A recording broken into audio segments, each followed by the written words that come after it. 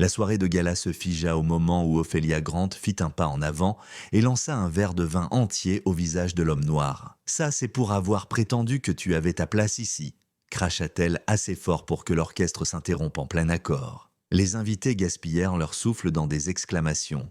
Les caméras se levèrent, son mari n'intervint pas, et la sécurité s'avança tandis qu'elle attrapait un second verre, prête à l'humilier encore, mais l'homme ne broncha pas.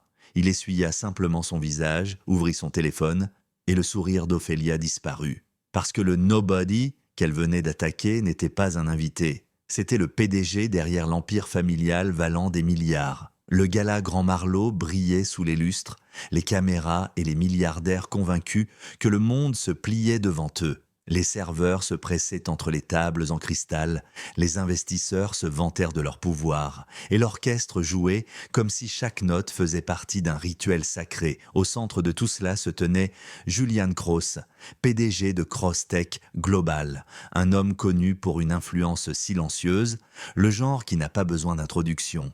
Il marchait avec calme et assurance, salua quelques dirigeants, mais resta principalement en retrait. Il n'était pas là pour impressionner, il possédait déjà la moitié de la salle. Malheureusement, une personne ne le savait pas.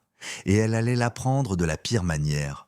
Ophélia Grant, épouse du promoteur milliardaire Charles Grant, aperçut Juliane près de la fontaine de champagne. Son expression se tordit instantanément. Elle chuchota à voix haute à sa table « Regardez-le, qui se pavane comme s'il avait sa place ici. » Ces événements avaient autrefois des standards. Ses amis gloussèrent d'avides de drame. Juliane les ignora, prenant simplement un verre d'eau pétillante. Cette simple indifférence fit exploser Ophélia. Elle traversa la salle, ses talons frappant le sol comme des coups d'avertissement. Les invités s'écartèrent, les téléphones se levèrent instinctivement. Sa réputation pour les débordements publics était bien connue. « Toi » lança-t-elle en entrant dans l'espace personnel de Juliane. « Qui t'a invité ?» Juliane cligna des yeux une fois. « Je suis ici pour la réunion annuelle d'examen des contrats. » Ophélia éclata d'un rire dur. « L'examen de quoi? Le service traiteur ?» Sa voix résonna dans tout le ballroom.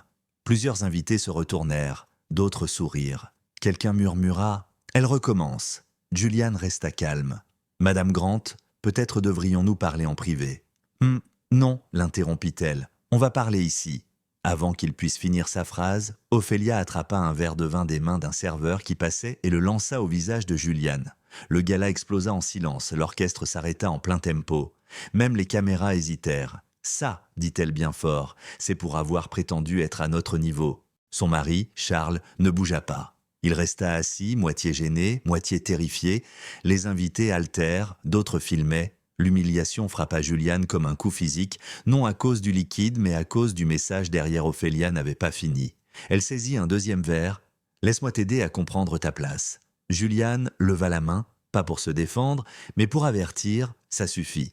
Ophélia ricana. « Oh, tu crois pouvoir m'arrêter ?» Juliane ne discuta pas. Il prit simplement son téléphone, me tapa une fois dessus et montra l'écran avec un calme qui la terrifia plus que n'importe quel cri. Charles se précipita vers eux. « Ophélia, arrête, arrête !» Mais c'était trop tard. Une notification apparut sur l'écran de Juliane. Confirmé, tous les contrats Crosstech résiliés. Le sourire d'Ophélia s'éteignit. « Quoi? Qu'est-ce que tu viens de faire ?» Juliane essuya son visage et lui montra l'écran. « Je viens de mettre fin à chaque partenariat que votre famille a avec ma société. » Charles chancela. « Tu ne peux pas faire ça ?»« Si, et je viens de le faire, » répondit Juliane. Des murmures traversèrent la salle. Les gens abaissèrent leurs verres, stupéfaits. « Depuis 5 ans, poursuivit Juliane, Crosstech fournit l'infrastructure logistique sur laquelle repose votre empire immobilier. 60% de vos projets utilisent de mes systèmes. Sans eux, vos chantiers s'arrêtent en quelques semaines. » La voix d'Ophélia se brisa. « Charles, il bluffe. Dis-lui d'arrêter. » Charles cacha son visage dans ses mains tremblantes. « Il ne bluffe pas. J'ai vu les termes. Juliane contrôle tout. » Juliane fit un pas vers eux. « Votre femme n'a pas jeté du vin sur un invité. Elle a agressé l'exécutif qui détient la colonne vertébrale de votre entreprise. » Les invités chuchotèrent. « Oh mon Dieu, ils sont finis. Tout ça va faire le tour des médias ce soir. » Juliane se tourna vers la sécurité. « Conduisez Madame Grant dehors jusqu'à ce qu'elle se calme. Ne la touchez pas, contentez-vous de la guider. » Ophélia hurla. « Vous ne pouvez pas me traiter ainsi, je suis Ophélia Grant. Mon mari... » Juliane la coupa. Votre mari va renégocier toute son opération à partir de zéro, et vous ne ferez pas partie de la discussion. La sécurité l'escortait doucement vers la sortie. Les caméras la suivaient, sa crise résonnait comme une tragédie d'opéra, désespérée de retenir une dignité qu'elle n'avait plus. Une fois qu'elle fut partie, Juliane s'adressa directement à Charles. « Vous avez 30 minutes pour me rejoindre dans la salle de conférence privée, à l'étage. Amenez votre équipe juridique. » Charles hocha la tête, vaincu. « Oui, j'y serai. » Juliane traversa le ballroom, non pas avec arrogance, mais avec la même présence calme qu'il avait toujours eue, sauf que cette fois, la salle voyait enfin la vérité. Il était l'homme le plus puissant ici. Les invités s'écartèrent en silence. Certains murmurèrent des excuses, d'autres évitèrent son regard. Quand il atteignit l'ascenseur, le gala était divisé en deux camps, ceux qui le craignaient et ceux qui le respectaient. 30 minutes plus tard, Charles Grant signa les documents de résiliation d'une main tremblante.